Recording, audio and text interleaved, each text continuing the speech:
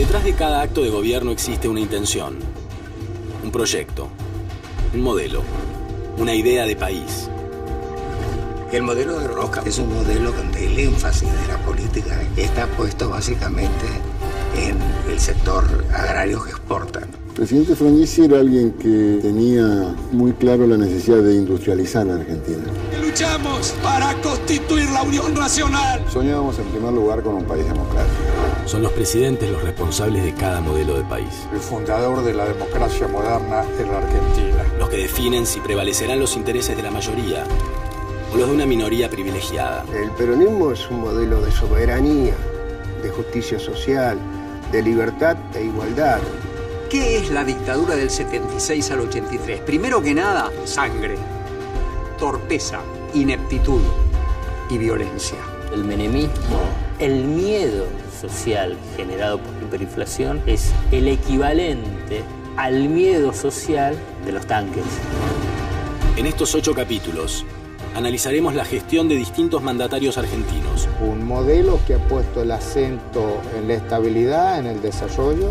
Veremos el modelo que cada presidente soñó para nuestro país. El resurgimiento del Estado, los límites a las corporaciones. Kirchner se hace cargo de una crisis terminal del Estado. Esto es Presidentes Argentinos y Modelos de Nación.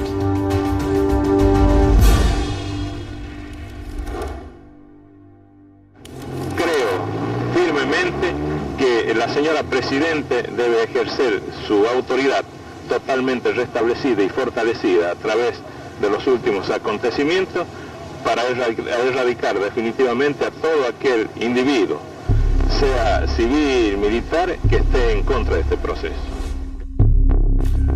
Estaba preso en Magdalena, era el mes de agosto de 1978, 79, por ahí. Fui a visitarlo, como me venía de La Rioja a verlo, y era un día frío, lluvioso, y Carlos me vio muy preocupado. Había rumores de que los iban a meter en un barco y los iban a hacer desaparecer. Y ese día Carlos me dice: Eduardo, no te preocupes, que yo voy a salir de la cárcel y voy a ser presidente. Y lo empecé a frecuentar con mucha asiduidad cuando fue la confrontación en la interna de 1988 entre Antonio Cafiero y Menem. Ahí las negociaciones que llevaron a esa interna ya legendaria, porque es la última que hubo en el justicialismo. La segunda etapa de la interna peronista era la interna de la renovación. El gran favorito era Cafiero, tenía no todo el aparato peronista, pero sí una proporción alta de la dirigencia peronista acompañándolo, y en general los radicales miraban con más interés a Menem, que representaba para ellos y en ese momento más un peronismo más bárbaro, más rudimentario, de contenidos más pobres y demás, era un rival más fácil. Cuando Cafiero empezó a recorrer algunas provincias, Carlos ya había estado por ahí 2 o 3 veces, o sea, fue una tarea hacia pulmón. Era un espíritu religioso juntar 500.000 personas en Rosario. Entre las 10 de la noche y las 4 de la mañana. Si no hay fe, no la juntás. Así ponga toda la plata que ponés. La destrozaron esa fe, la de la gente. Y ganaron la fe y la confianza absoluta del enemigo, ¿no? De los sectores poderosos que fueron históricamente enemigos del pueblo. Fui tirando ideas de cómo había que hacer la campaña interna. Él me preguntó: ¿pero qué imagen tenemos nosotros? Pues yo le dije: vos sos el peronismo en estado químico. ¿Por? Porque sos la gente. Vos y la gente. En el Menemóvil iban cúpulas montoneras, junto con el señor Born, importantes dirigentes de esta época, empresarios, toda la dirigencia sindical. El de Menem fue el caso mayor de multireferencia de su presentación pública y su presentación política. La Argentina para aquel entonces era un sistema más o menos bipartidista de libro que había incorporado la característica que el segundo partido había arrancado como banca, ¿no? O sea, había arrancado dominando la escena del radicalismo. Con un gobierno en decadencia, era cantado que el peronismo tenía que llegar. En las elecciones del 14 de mayo de 1989, Menem triunfa con el 47,3% de los votos, frente al candidato radical Eduardo Angelós, que obtiene el 32,4%. Carlos Menem asume el 8 de julio de 1989, y así el modelo menemista se pone en marcha. el desguace del Estado, la precarización laboral y la apertura indiscriminada de la economía serán sus coordenadas principales. El doctor Raúl Ricardo Alfonsín.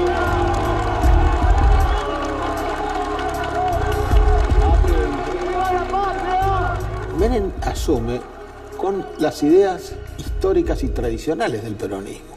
El proyecto que traía Menem era un plancito que llamaba el tercer plan quinquenal. Entonces yo le dije, Carlos, esto suena a polillas, por favor. Entonces fuimos conversando. Yo me daba cuenta que él tenía algunas ideas propias que iban mucho más allá de lo que me imaginaba que podía pensar un peronista. Le dije, Carlos, quédate tranquilo porque hay un grupo que te garantiza la revolución productiva del salariazo. ¿Quién es? Bungibón. Y detrás de Bungibón vienen muchas cosas, le dije, Carlos. Que vengan ya. Que se aliara tan inmediatamente con Bungibor, por ejemplo, ¿no? Eso no estaba en los cálculos de nadie. Después ya, obviamente, una vez producido eso, todo lo que vino era absolutamente lógico, ¿no? Menem era básicamente un inescrupuloso desde el punto de vista político, de un enorme pragmatismo que, bueno, puso de manifiesto cuando, sin ningún tipo de pudor, abandonó el peronismo y se tiró en brazos de los grupos dominantes de la Argentina. El periodo del menemismo es una continuidad de lo que fue la dictadura militar, simplemente que fue perfeccionada. Entonces el disciplinamiento social a sangre, fuego y desaparición de la dictadura, el menemismo lo hizo en democracia, sin desaparecidos, sin dictadura, sin fuego, sin asesinato. Y hubo un factor esencial que fue la hiperinflación. El miedo social generado por la hiperinflación es el equivalente al miedo social de los tanques. Debemos erradicar definitivamente las causas de la inflación. Esta lucha recién empieza. Estamos doblegando muchos años de cultura inflacionaria. Nosotros asumimos con el 5.000% de inflación.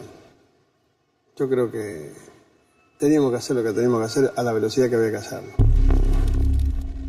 El modelo menemista correspondía a un momento en la coyuntura internacional y en la coyuntura latinoamericana en que se pensó que la única solución a la crisis era la desregulación y el neoliberalismo. Que el mundo había cambiado y las ideas económicas prevalecientes en el mundo eran lo que hoy es el denostado consenso de Washington o el neoliberalismo, como quiera llamarlo. El consenso de Washington no significa algo abstracto, sino que era un postulado de 10 políticas esenciales que tenía que llevar a cabo los países, llevado después a la práctica por los países endeudados.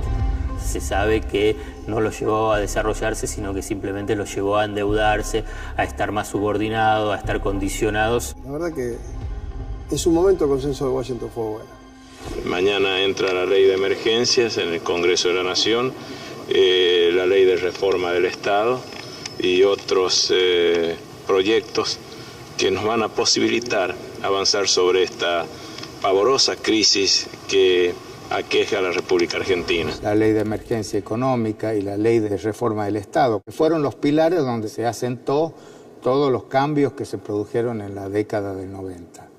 Trabajaremos juntos, con fe y esperanza, para que este primer día de la década del 90 inaugure un periodo duradero de estabilidad y prosperidad para todos los argentinos. Nada más. Primero vino el plan que implementó Herman González, y ahí nomás vino el tema de la convertibilidad con Cavallo. Aparece la figura de Domingo Cavallo y el plan de convertibilidad que cambian totalmente el paradigma. ¿Cuáles eran las circunstancias de Argentina? Era un descontrol de los precios llevado a la hiperinflación. Una herramienta muy potente para frenar eso es el tipo de cambio, es fijándolo. En Argentina fue 1 a 1. Hoy, Argentina vuelve a tener peso. Salir de las hiperinflaciones es un proceso veloz. Producen efectos inmediatos muy buenos en el corto plazo y deterioros tremendos en el mediano y largo. Nosotros teníamos el delirio de tener la misma moneda que Estados Unidos, pero con una economía 70 veces menor. La convertibilidad funcionó durante un cierto periodo porque se dio ligada a todo el proceso de las privatizaciones. Tenemos que seguir y perfeccionar el proceso de privatización de empresas públicas y de reforma administrativa. Entel no funcionaba. Para tener una línea había que estar pagándole a alguien para que te la pusiera y a alguien para que no te la cortara. Está pésimamente mal los servicios públicos, ¿no? Había otras formas, quizá administración mixta o buscando socios realmente interesantes, ¿no? No los peores socios y los más rapiñeros como a través de la corrupción trajo el menemismo, ¿no? Era indispensable. Que se podrían haber hecho de mejor forma o de peor forma, esa es otra cosa. La venta de YPF, la renuncia a la renta petrolera, el desmantelamiento del sistema ferroviario, no tienen ejemplo equiparable en otras latitudes. Ninguno llegó tan hondo como Menem, lo cual era especialmente chocante porque el desmantelamiento del Estado benefactor y de las conquistas acumuladas por la clase trabajadora, básicamente la mano del peronismo, fue desbaratado, básicamente la mano del peronismo, por Carlos Menem. En el proceso de privatizaciones, el país consiguió de alguna manera equilibrar el presupuesto durante un cierto término. Menem pasó a ser visto en los círculos financieros internacionales como el autor de una especie de milagro argentino. Fue invitado oficialmente por el Fondo Monetario Internacional a hablar como aquel que era un modelo para el resto de los países en desarrollo. De alguna manera era el expositor prolijo del neoliberalismo. Yo creo que no hay medidas neoliberales o contra neoliberales. Hay medidas que hay que tomar en un momento determinado para que las cosas funcionen y esas son las medidas que se toman. Fue un esquema de asalto hacia los activos públicos por parte del menemismo, de los grupos locales, de los grupos internacionales, beneficiándose los organismos financieros internacionales. El mundo apostaba a la Argentina, porque la demostración más clara de confianza es que la inversión extranjera fue muy grande. Más de 100.000 millones de dólares de inversión directa llegaron a la Argentina. Solamente de España llegaron 50.000 millones de dólares. Para una Argentina que venía de innumerable cantidad de presidentes, ministros de Economía, hiperinflaciones, teníamos que agarrar algo. Había certidumbre, había seguridad jurídica. Al abrir la economía, la industria se vio obligada a competir. Antes conocíamos el Falcon nada más. Y de repente vimos que había autos que tenían aire acondicionado, tenían estéreo, una cosa nos parecía maravillosa. La industria, que sobrevivía con una economía cerrada, se vio obligada a competir. Uno de los puntos centrales del modelo menemista se vincula directamente con la flexibilización del mercado laboral. El gobierno se propone atraer inversores externos disminuyendo los costos de producción y da cabida a las exigencias del empresariado, que busca recortar brutalmente los derechos y los beneficios de los trabajadores. Al mismo tiempo, le abre el juego a empresas privadas con fines de lucro para que administren los fondos de los aportes jubilatorios. El neoconservadorismo sentó sus reales, había otra estructura productiva, crecieron los niveles de desempleo, se debilitaron los derechos de los trabajadores a niveles sorprendentes desde el 45 para acá. A FJP iban a crear un mercado de capitales muy importante. Y la teoría era que la baja de los aportes patronales, al dejar en manos de los patrones esa diferencia de aportes, iba a producir que el patrón iba a generar más empleo, cosa que nunca ocurrió. Se metieron el dinero en el bolsillo y se terminó. La cuestión de la jubilación, ¿no? O sea, que fue la más grande estafa y que es el verdugo final del propio sistema, que es el gran desfinanciamiento del Estado, que son la pérdida de 6.000 millones de dólares anuales que corresponden a las jubilaciones. De alguna forma, los que fueron damnificados fueron cayendo de a uno. Y por otra parte, la desindicalización de la etapa también contribuyó a minar las resistencias. Entonces Menem gobernó con un grado de aprobación notable durante muchos años. Estábamos en una cena al poco tiempo de asumir y venía la gente y decía, mire, yo no lo voté, pero estoy tan feliz de que usted sea presidente. Yo no lo voté. Y en un momento Menem se da vuelta y me dice, escucha, Alberto, en definitiva, ¿quién nos votó a nosotros? El modelo menemista llega para quedarse. Apoyado en un gran respaldo popular, el gobierno decide profundizar su adhesión al paradigma económico de esos años, el neoliberalismo. Las consecuencias, graves y duraderas, tardarán en ser percibidas.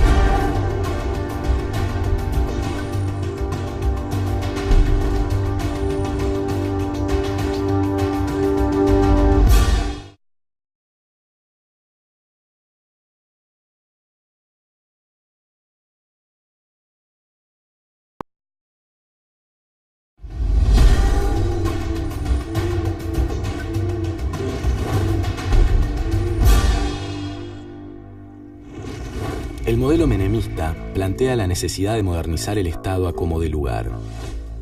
Olvidar el pasado y darle un cierre a la búsqueda de justicia aparece como un factor clave de ese modelo. En horas de esta mañana, en el Parque Metropolitano, he firmado los decretos de indulto para militares y civiles, de acuerdo a lo que venía anunciando desde hace un tiempo esta parte, a los efectos de que nos reconciliemos y pacifiquemos el país de los argentinos. Alrededor de 40 militares en actividad de muy alta graduación estaban detenidos esperando proceso cuando el justicialismo dictó los indultos. Porque el indulto no es olvidar el daño que se ha hecho, es simplemente perdonar la pena. Yo coincido, y si tuviera que volver a opinar sobre el tema, opinaría a favor como lo hice en su momento. Porque iba a estar preso los tipos que hicieron el modelo si el modelo estaba en circulación y con los funcionarios de la dictadura gobernando y manejando la economía. Las denuncias de corrupción que involucran a miembros del gobierno se suceden. Vinculados con las privatizaciones y el lavado de dinero, entre otras cuestiones, estos casos no son excepciones al modelo neoliberal, sino su condición de existencia. Nada de esto hace mella en el apoyo popular al gobierno, y la reforma constitucional del 94 le dará la chance a Menem de revalidar su mandato. En la reforma del Estado, por ahí hubo alguna gente que no estuvo a la altura de las circunstancias o fallaron algunos controles. Corrupción en el gobierno de Menem ha habido, o puede decirse que puede haber habido hechos de corrupción, pero fue un gobierno corrupto, absolutamente no. ¿Cuántas veces? Para mí el Pacto de Olivos fue totalmente negativo, porque le permitía una hegemonía que permitía profundizar un proyecto neoliberal que ya venía en marcha, que tenía altísimos niveles de corrupción y bajísima calidad institucional. El pacto produjo una dilución de la oposición que le permitió justamente esa hegemonía a Menem. Por eso para mí fue un error estratégico muy importante. Tuvo una carga negativa la propia definición periodística cuando se lo calificó como Pacto de Olivos. Si lo hubieran calificado como acuerdo hubiera sido un poco más tenue. No hay una constitución como la nacional, con la reforma del 94, que haya consagrado a tan alto nivel los derechos humanos, porque todos los tratados internacionales de derechos humanos les dio el mismo valor, los puso a la par de la Constitución Nacional. Tiene muchas cosas rescatables, pero en realidad no, creo que no fueron fruto de la decisión de Menem, sino de que a Menem no le importaban. Para él el objetivo era su segundo mandato. En ese momento lo que se le hizo fue dar un poder político demasiado grande y que Menem lo usó para el mal. En el año 95, después de haber hecho todas las transformaciones, 1 de cada 2 argentinos lo votaron a Carlos Menem. Menem consiguió un milagro en términos políticos que fue decir, yo mentí, yo los engañé porque si yo les decía la verdad no me hubieran votado. Y tras esa confesión flagrante, lo votaron de nuevo. Es el denominado voto cuota, que se habían endeudado los sectores medios bajos y sectores populares. El miedo a la hiperinflación continuaba. No había una oposición ni articulada ni fuerte que podía enfrentar al menemismo. Esto no se trata del folclore, no se trata de una samba, de un gato, ni de una chacarera. La primera vuelta y adentro. Y es lo que sucedió, gracias a Dios, para que Argentina siga creciendo. Las reformas que se hicieron tuvo también efectos no queridos, como una tasa de desocupación que con la crisis del tequila de México, ahí entramos en un proceso de cierta recesión que elevó la tasa de desempleo, ¿no? No hubo aumento de la desocupación, hubo una reconversión que significó desocupación en algunos sectores. También es la consecuencia de la destrucción de la industria nacional y de que el campo posible de trabajo se había reducido enormemente. Los grupos multinacionales exigían, reclamaban, deseaban, presionaban para que se mantenga el tipo de cambio. Algunos se encargan de hacer resaltar lo negativo de la convertibilidad, pero nunca destacan que gracias a la convertibilidad se pudo importar maquinaria que permitió tener un parque industrial importante. Todo este proceso generaba una necesidad de endeudamiento fenomenal. Y esto es lo que incrementó el nivel de deuda durante el menemismo. La deuda externa nunca fue beneficiosa ni impuesta por las necesidades propias del país. Fue en realidad la política del acreedor, la política del Fondo Monetario, los grandes bancos, ¿no es cierto?, de alimentar con préstamos permanentemente el sucesivo deterioro del Estado, primero para darle cierta estabilidad al gobierno en la utilización de fondos para que no estallara el modelo en curso. La convertibilidad se convertía día a día en un cepo del cual era muy difícil salir porque todos atisbaban que la salida era de algún modo catastrófica. Menem no tuvo ninguna necesidad de salir de la convertibilidad porque seguía teniendo el crédito externo, seguía habiendo un apoyo de los sectores externos. Las famosas relaciones carnales. La teoría del realismo periférico, así lo decía la Cancillería, el realismo periférico es una teoría que dice que, para decirlo en términos vulgares, mientras más alcahuete seas de la primera potencia, mejor te va a ir porque vas a recibir contraprestaciones a cambio. No me imaginaba un acercamiento tan profundo con Estados Unidos. Yo no quiero ser enemigo de Estados Unidos, pero tampoco es bajarse los pantalones tan fácil. Creo que las relaciones con Estados Unidos fueron correctas, fueron buenas, como además necesitábamos que fueran. Argentina, precisamente por su presencia internacional, la hicieron ingresar en el G20, ¿no? Y entró ahí en el año 99, casualmente en reconocimiento a la labor del presidente Menem. El comienzo de una recesión en el tercer trimestre de 1998 y nuevas acusaciones de corrupción producen un descenso en la popularidad de Menem. El agotamiento de un modelo que se proclamaba inevitable y final ya es más que perceptible. Luego de un intento fallido por instalar la posibilidad de la reelección, Menem termina su gobierno el 10 de diciembre de 1999. Cuando un gobierno está por terminar, los americanos le llaman el lame duck o el pato rengo. Los últimos 2 años son muy duros, entonces planteamos esa posibilidad como una forma de mantener vivo el fuego, digamos. Pero uno sabía que no podía salir eso.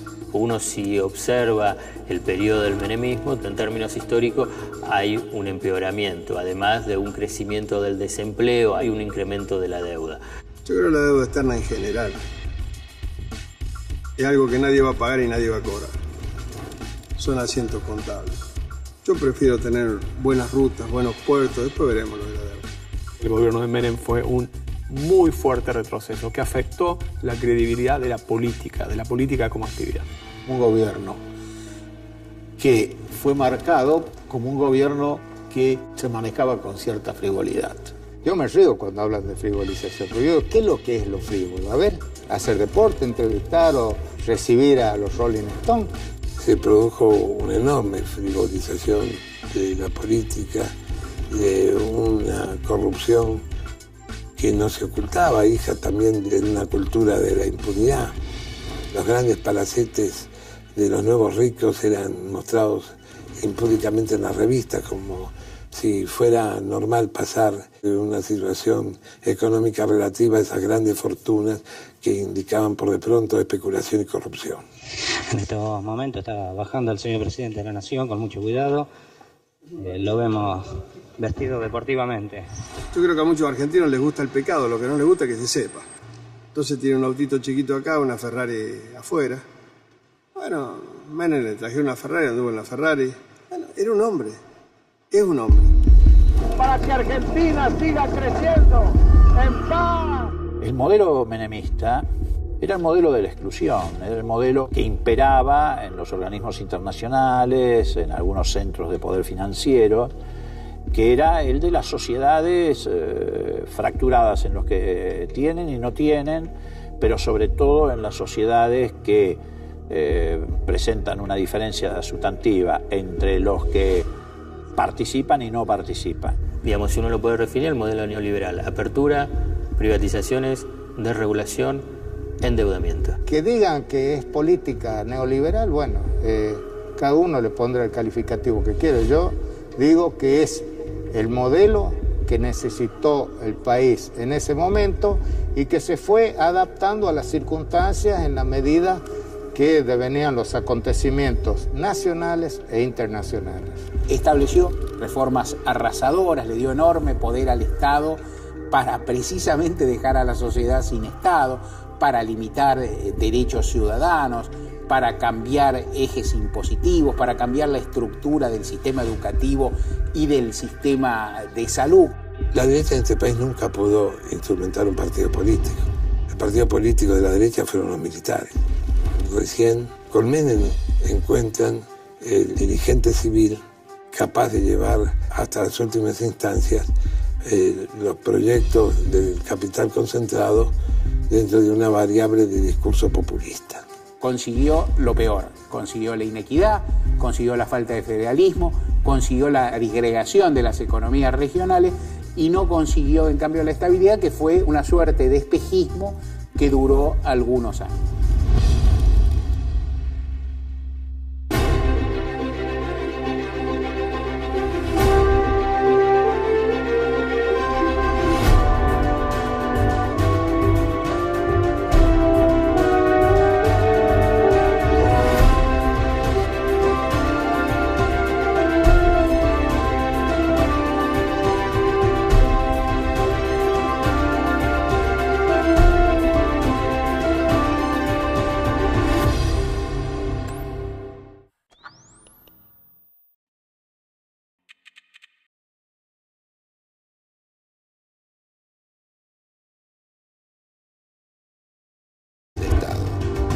Esto es Presidentes Argentinos y Modelos de Nación.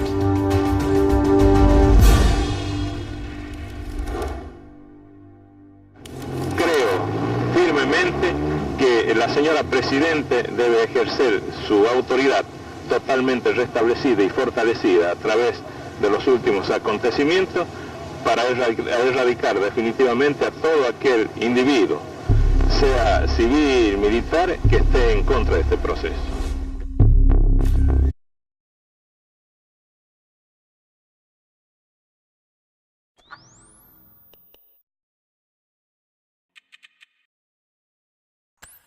Detrás de cada acto de gobierno existe una intención, un proyecto, un modelo, una idea de país. El modelo de Roca es un modelo donde el énfasis de la política está puesto básicamente en el sector agrario que exporta. El presidente Frondizi era alguien que tenía muy claro la necesidad de industrializar la Argentina. Luchamos para constituir la Unión Nacional. Soñábamos en primer lugar con un país democrático. Son los presidentes los responsables de cada modelo de país. El fundador de la democracia moderna en la Argentina. Los que definen si prevalecerán los intereses de la mayoría o los de una minoría privilegiada. El peronismo es un modelo de soberanía, de justicia social, de libertad e igualdad. ¿Qué es la dictadura del 76 al 83? Primero que nada, sangre, torpeza, ineptitud y violencia. El menemismo, el miedo social generado por la hiperinflación es el equivalente al miedo social de los tanques. En estos 8 capítulos analizaremos la gestión de distintos mandatarios argentinos. Un modelo que ha puesto el acento en la estabilidad, en el desarrollo. Veremos el modelo que cada presidente soñó para nuestro país. El resurgimiento del Estado, los límites a las corporaciones. Kirchner se hace cargo de una crisis terminal. Estaba preso en Magdalena, era el mes de agosto de 1978, 79, por ahí. Fui a visitarlo, como me venía de La Rioja a verlo, y era un día frío, lluvioso, y Carlos me vio muy preocupado. Había rumores de que los iban a meter en un barco y los iban a hacer desaparecer. Y ese día Carlos me dice: Eduardo, no te preocupes, que yo voy a salir de la cárcel y voy a